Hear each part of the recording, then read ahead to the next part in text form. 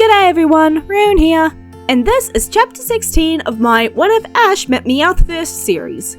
In the last chapter, Ash and Co made a new friend in Todd, the master Pokemon photographer, eyed up with disappointment, and the X-Transceiver finally came into its true use.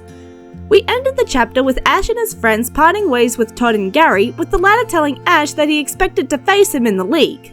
This is where the next chapter begins.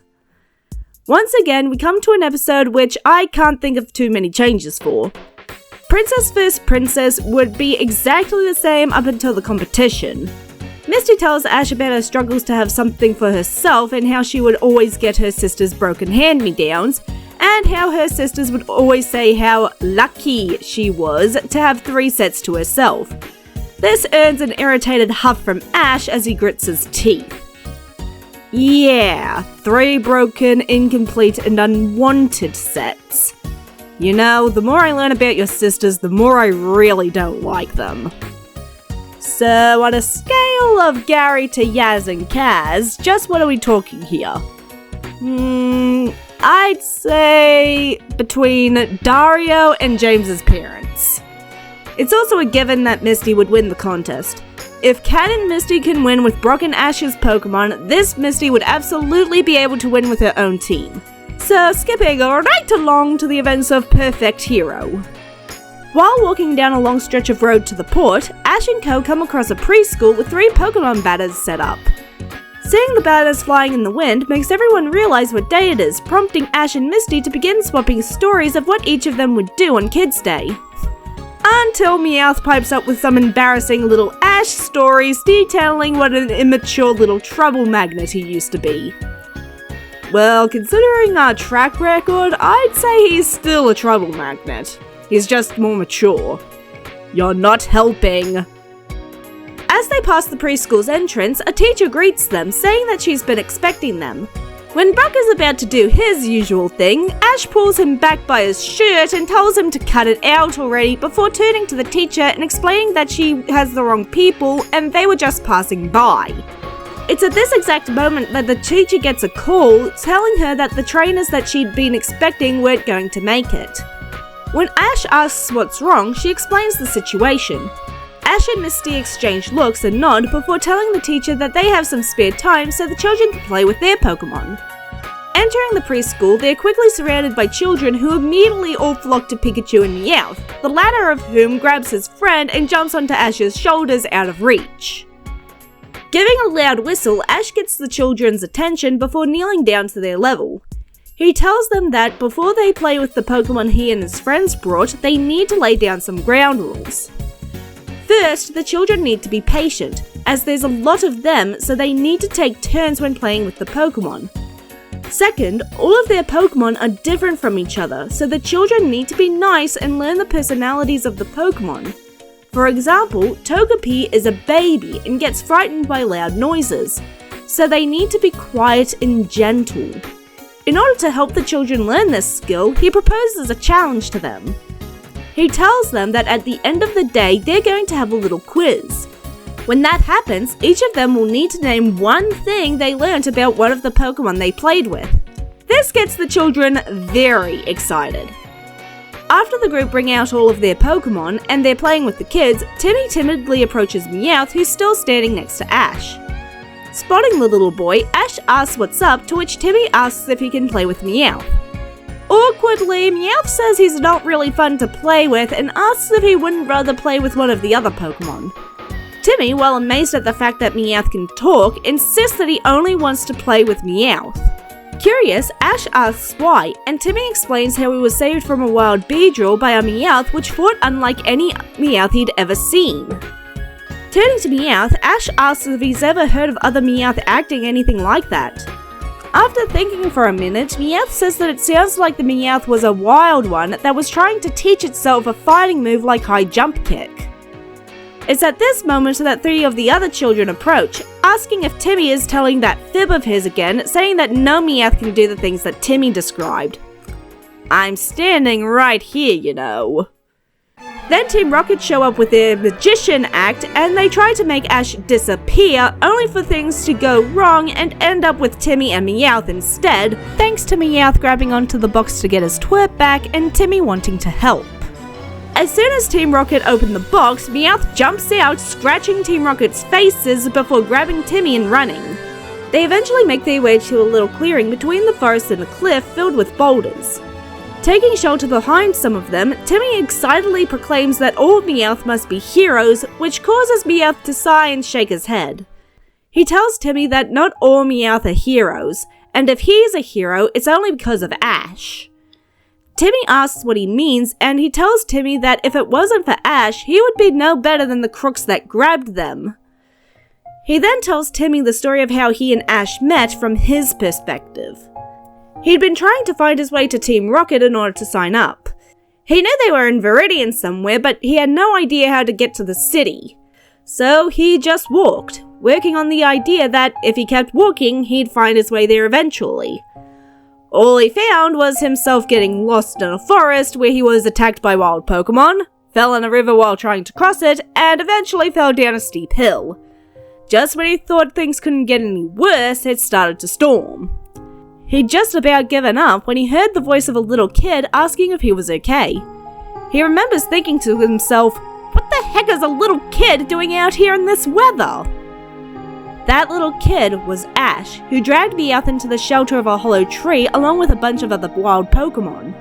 Ash had told him not to worry, that as soon as the rain stopped, he was taking Meowth home to get patched up. To his surprise, he'd woken up the next day in Ash's house, his wounds dressed, and Ash and his mum telling him that he could stay for as long as he liked. He'd only intended to stay long enough to heal, figure out where he was and which direction Viridian was, but then he realized he didn't want to leave, and really, he didn't have any reason to.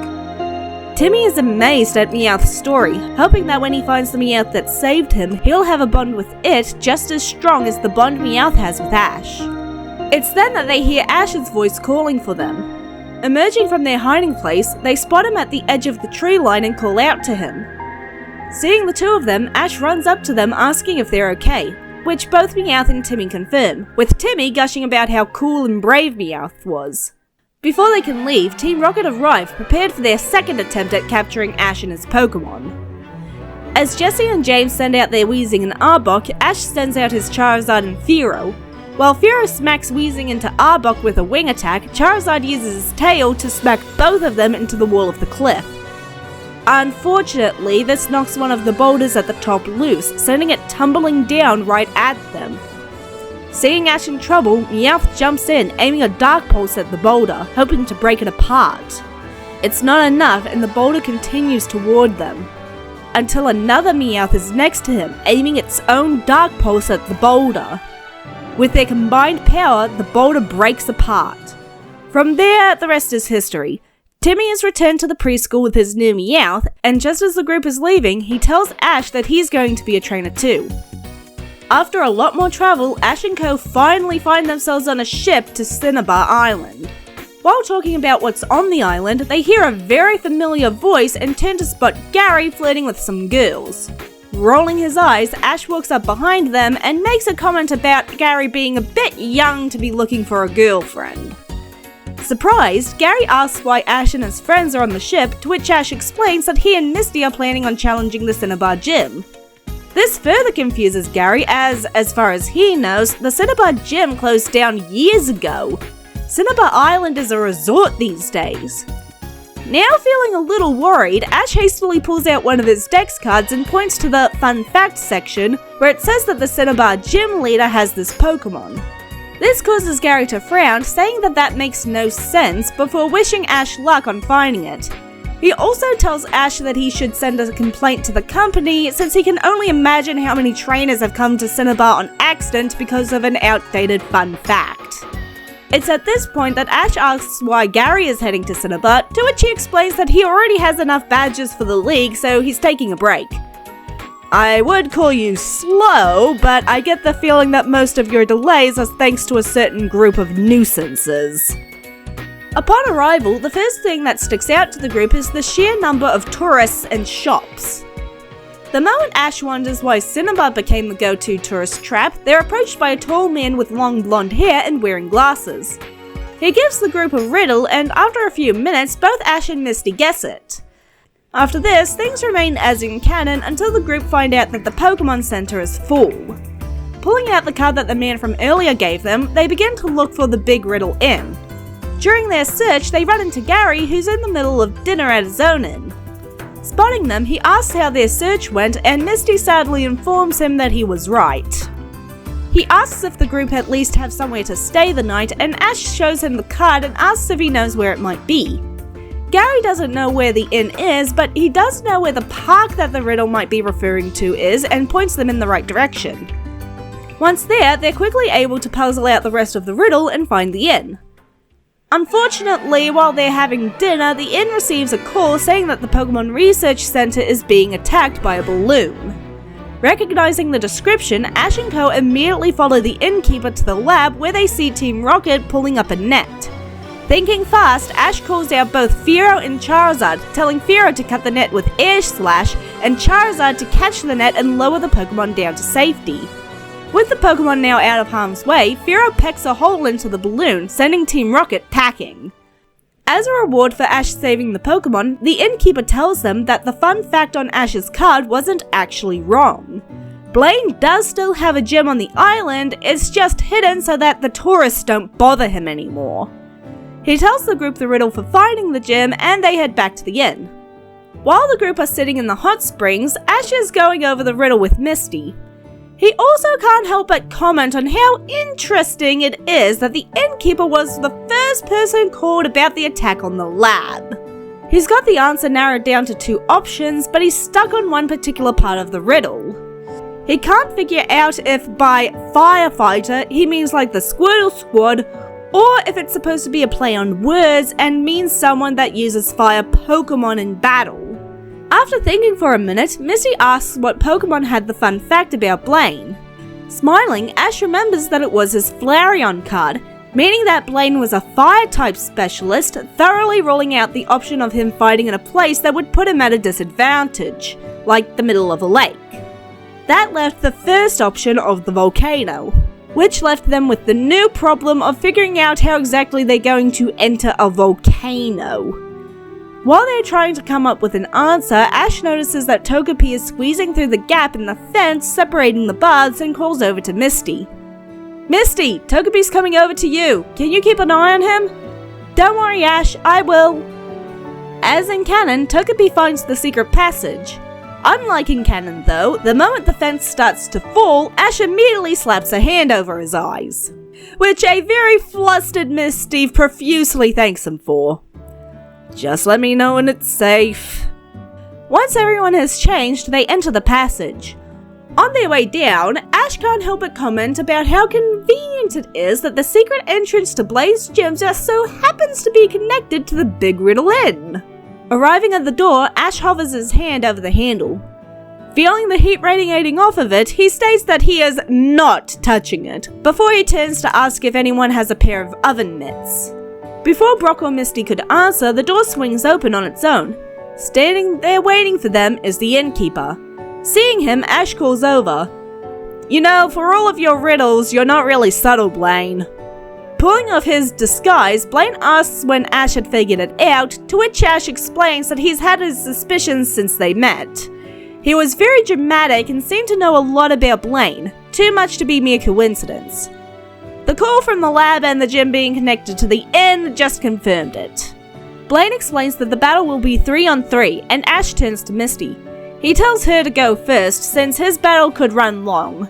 Stepping up to the field, Misty prepares for battle. And that, everyone, is where I'm going to leave the story for now. Join me next time as Misty and Ash take on Blaine for their next gym badges and divert a disaster. I'm Rune. See you next chapter.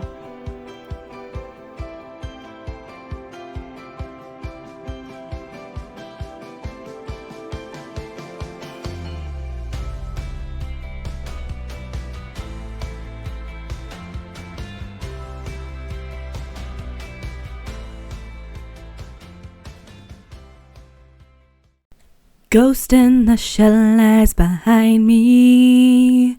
casting the shadow of doubt. At last a world too familiar, impending chaos abound. Heroes are taken as we grow impatient, so there before the grace of God go I.